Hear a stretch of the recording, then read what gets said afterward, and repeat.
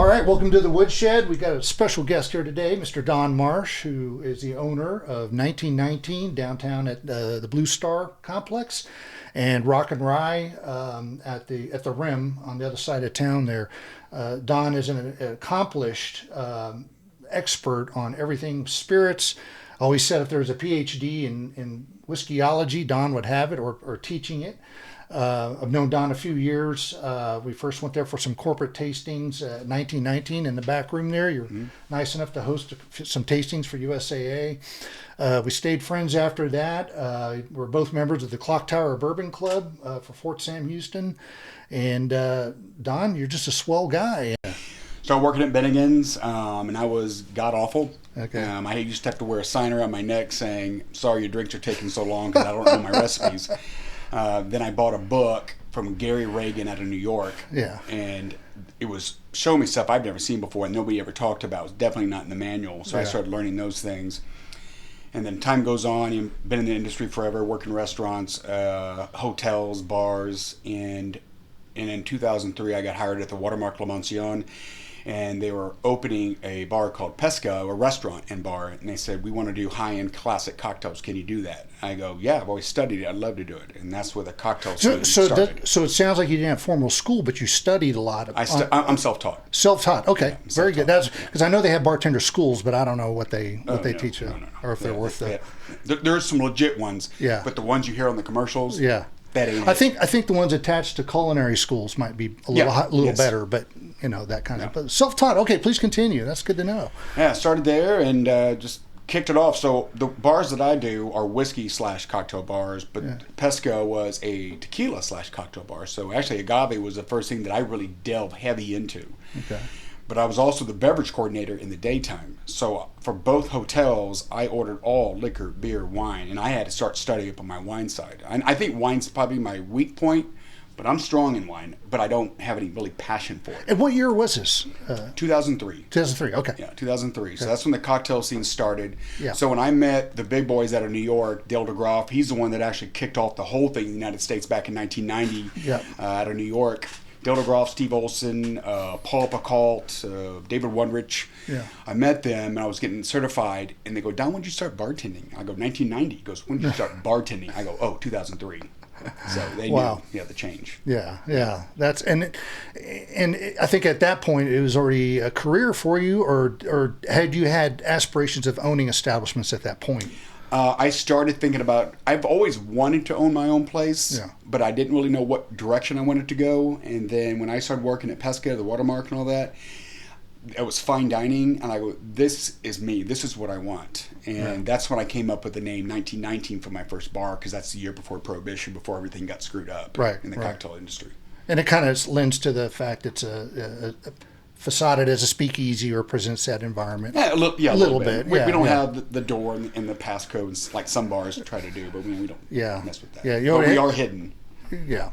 And I mean, I like the fact it's kind of downstairs and out of the way, that you have to kind of go look for it, You have to look for it. Yeah, and the secret room in the back for the tastings and that kind of stuff. Now, they still get phone calls. Where are y'all? Where are y'all?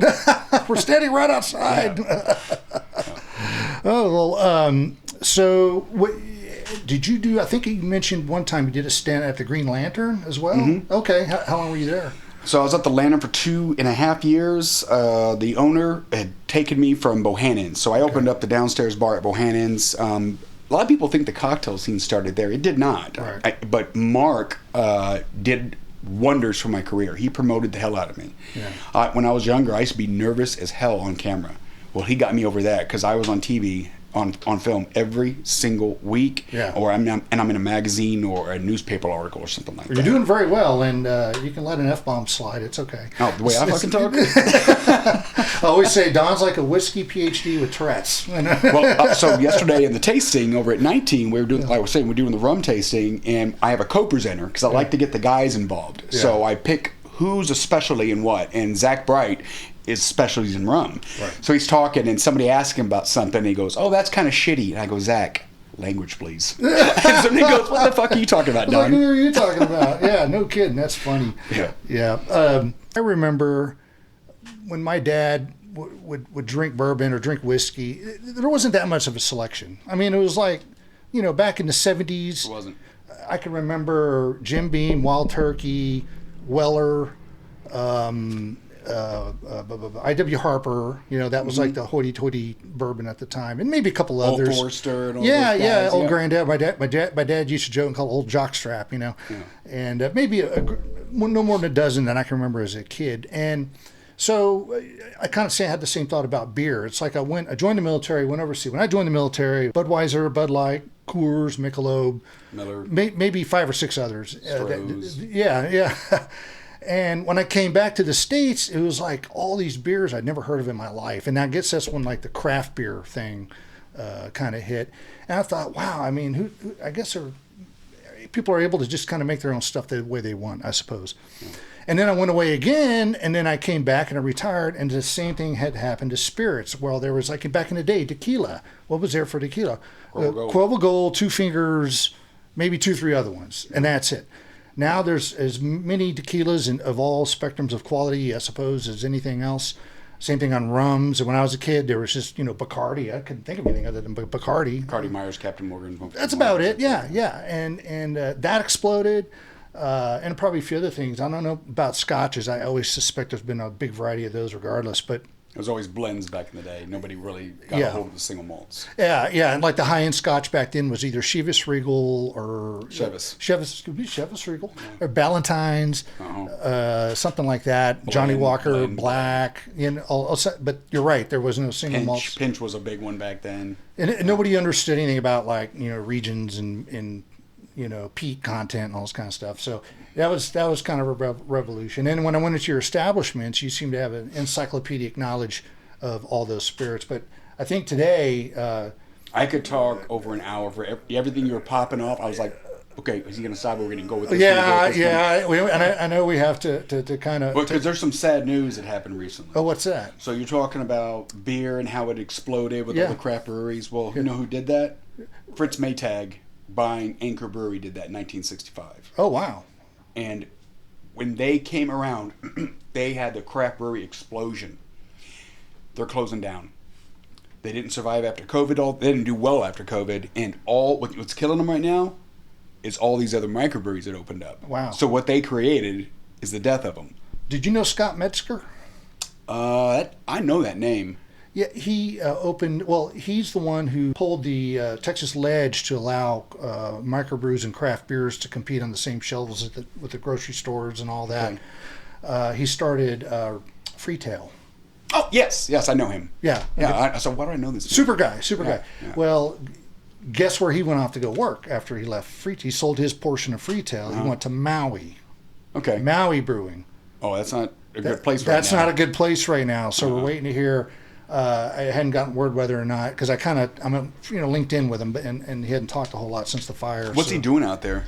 I thought this on LinkedIn. I think I'm not really sure, but he's got a big, almost an ownership interest, I think. They make good beers. Yeah, and let's just hope that everything turned out okay for him, wow. And all that kind of stuff. But anyway, that aside, well, my favorite spirit, as you already know, is bourbon, and let's maybe for this episode, should you grace me again, we can go do other ones. Mm-hmm. I got into the bourbon kick mostly because of my dad. He was a big bourbon drinker. His go-to all the time was Maker's Mark. And before he passed, I tried to introduce him to some other ones, and he just kind of felt that was being snobby, Snob Creek, all this kind of stuff. And that's what he called it. Yeah. But, bourbon is just, used to be, and this is where you can technically correct me. My dad would always say, bourbon always comes from Kentucky, and it's always primarily corn. If it's anything other than that, then it's not bourbon. It has to be at least 51% corn. Yeah. Okay. And it can be made anywhere in the United States. But as long as it's the United States, right? Yes. Okay. You can make bourbon in Hawaii or Alaska. I would think that's impossible, but you can. Okay. Yeah. So a lot of your bourbons, like you see these guys popping up, and all of a sudden they have a 10-year. Yeah. Well, that's MGP. Yeah. It means they're sourcing their whiskey. And there's nothing wrong with that. Right. I mean, you got to make money. Yeah. Some people are willing to wait and sit, and they only want to make their own stuff. Yeah. But even the guys that are sourcing are working on their own stuff. But for now, they will source to bring in so they have some cash flow going on. Right. Well, I think some of those sorts. So you have distillers, and then you have like mixers, right? Is that what we're talking about? Where Blender. Blender. They buy them and the flavor profile they're looking for. Right. Yes. And they bottle up, slap their label on it, and sell it over cost of what they bought the source material from for a profit. Is that barrel bourbon that way? That it comes in all those light green, blue bottles, barrel whiskey. Have you seen those? Barrel brand? Yeah. I don't know if they're still being sourced or not, but I know they were before. Yeah, they seem like they are because I don't see anything on the bottle, but they're pricey. So I don't know. But as far as Kentucky bourbon go, let's say, what's your top 3 distilleries in Kentucky for Kentucky bourbon? Well, my favorite American whiskey overall, and I don't mean the category of American whiskey, I just mean American whiskey, rye, bourbon, single, all that stuff, is Michter's. Michter's, okay. I am a big fan of them. They have big, fat, rich whiskeys, and I love everything they get a hold of. So when I walk into a nice bar and I see the shoulders, so you have your regular bottles that are just, like every other bottle, but when you see a Michter's bottle with shoulders on it, that's and something it's kind of special. Flat, that's the good stuff. That's 10 and up. Yeah. So we've had the 20s before. I think only Rock and Rye has a 20-year right now, and we have several of the 10s, and we have all the base. The only one I do not care for as much, and it's not bad, it's just not Michter's to me, is the American whiskey. Right, I've seen that on because the show. It can't be called a bourbon or rye or anything else, so they put it as American whiskey. And I met one of the big boys from Michter's when he came down to 19 one time, and I said, "What were you doing with the American whiskey? Were you lowering the proof?" He goes, "For the rookie palate?" And he goes, "Yes." And I go, "That's what I thought." And it was for just softer drinkers. Yeah, or mixing with Coke or something. Ugh, yeah. That's why Jack's here. Well, I did get a chance to, I think they were in town and visit your place, not quite bourbon, but Uncle Nearest. I did get to interview their broker. They had a weird thing. Somehow the base, military can be just extremely sensitive on stuff for no reason. But they wouldn't let her, Fawn Weaver. Yeah, the owner, CEO, I believe Big Spurs fan. Is she really? Oh, yeah. Okay. She goes, I can't go to all the games, so I go, yes, I'll take your tickets. Yeah. She's right behind Sean Elliott, what he does is broadcasts. Yeah. So I'll take those tickets. Oh, good, geez. I wish I got a chance to talk to her. Yeah. I think the only African-American female major whiskey distillery owner that I'm aware of had started it. All African-American including females. her master. All of them. Yeah. All of them. And so it was kind of funny, that conversation I had at the base there with that broker. And I said, God, I wish I would have had that time to talk to that JAG officer. Because, I'm a retired senior enlisted. I can those guys all day long, right? Yeah. And because I would have told him, I said, now what's the bigger risk here? You're in the Class 6 store. You're already selling liquor anyway, right? Mm-hmm. So what is she? It's not like she's promoting it in a church. Yeah. Or running off the only during Black History Month, the only African-American female owner of a whiskey distillery in Tennessee. Right. What's the bigger PR hit here? She's a professional. She's very nice. Yeah. She was sitting next to me, and she's a big cigar smoker.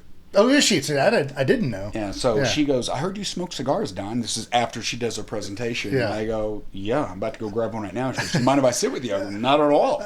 And we sat and smoked, I think, 2 or 3 sticks together outside. Oh, that's funny. So this one lady shows up, and I know her, and I'm not a big fan. I'm not going to say who she is in case they happen to see this. Yeah. But she kept trying to tell Fawn her job, her business.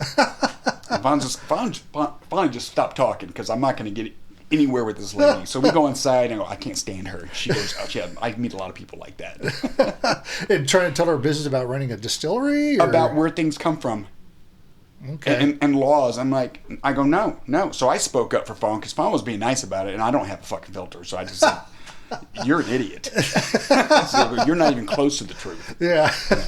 She was talking about bourbon only being from Kentucky. Yeah. That Tennessee whiskey is only done like this here. I go, no, it's not. Yeah. That charcoal filtering system, I go, other people use it, and you don't have to do it because it's Tennessee whiskey, but that's what gives Jack and other whiskey makers that, especially Uncle Nearest, are the ones that started it, that distinct flavor profile. Yeah. So, yeah.